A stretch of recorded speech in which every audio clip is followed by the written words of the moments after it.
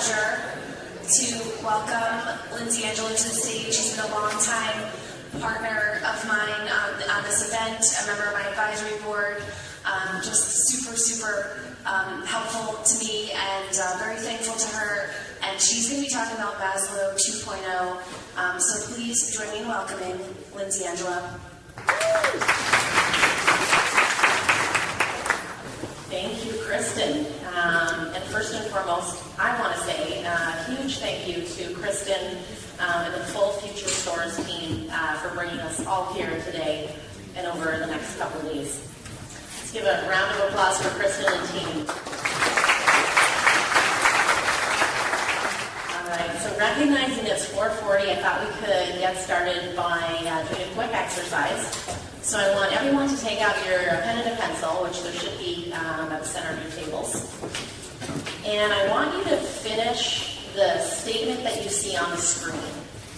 So take the next 20 seconds to write down the first 1 to 2 things that come to your mind when you see this statement.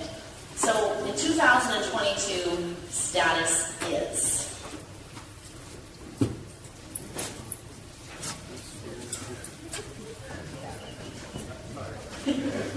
Was that married?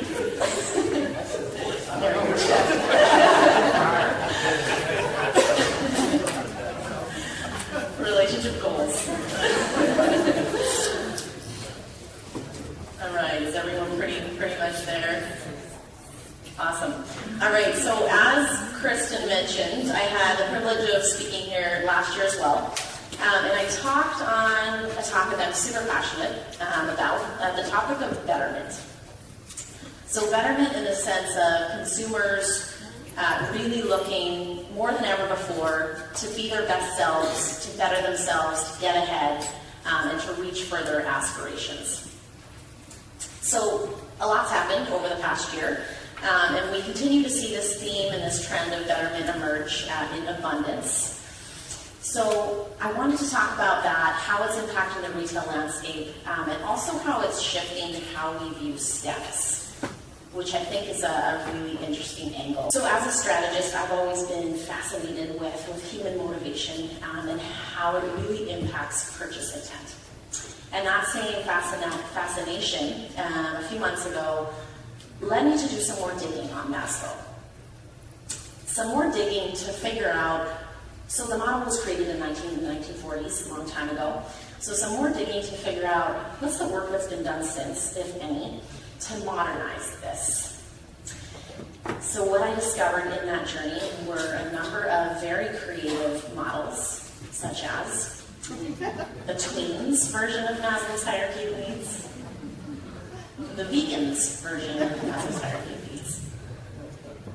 But perhaps the one that stood out most was coined by human researchers in 2010. So I think the opportunity for all of us as brands, as retailers, is to think about what's the job to be done for your consumer that enables them to be their best self. And this year we launched a global campaign. And the campaign was called This is Yoga. And in it we produced a series of short videos. This is one of them. 音乐对我生活改变真的太大了。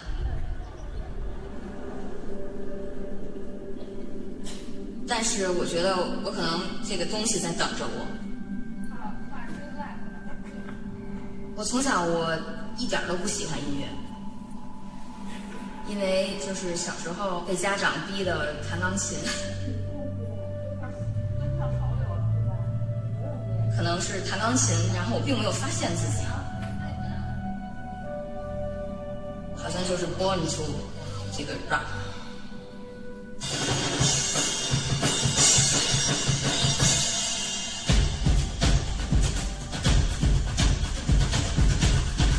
然后我一下就看到了自己，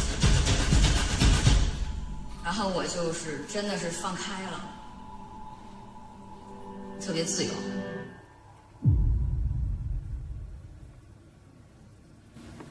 So as a brand, Lululemon stands for elevating people to be their best selves. And that could be in a number of ways. So we did a number of other videos as well. So we had the practice of self-discovery, the practice of trust, the practice of nonviolence, the practice of self-discipline. So elevating people in their lives through the power of practice. So 5 years out, if we think about status, what it won't look like is what I have. What it will look like is who I am. So we'll see this shift from the tangible to the intangible and this decoupling of material wealth and status.